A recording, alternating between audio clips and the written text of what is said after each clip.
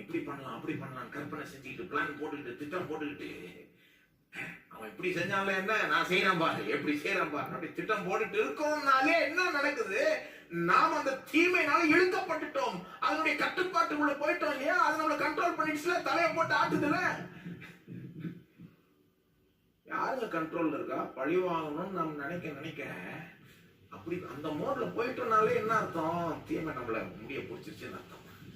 அது கிரிப்ல நாம வந்துட்டோம். நாம கண்ட்ரோல் இல்லையேங்க. நாம என்ன அங்க ரொம்ப ஜெயிக்கிறவங்களா நிக்கிறோமா? கிடையாதுங்க. கோபத்துக்கு இடம் கொடுத்துட்டோம்.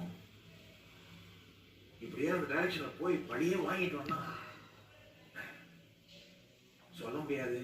நமக்கு விரோதமா தீமை செஞ்சாங்களே அவங்கள போலவே நாமும் ஆவறதுக்கு வாய்ப்பு இருக்கலாம், நேரிடலாம். நாம வெறுக்கிறோமே நம்முடைய எதிரி, இப்படி செஞ்சுட்டான் அப்படி செஞ்சுட்டான், என் வாழ்க்கை கெடுத்துட்டான், ஆனால்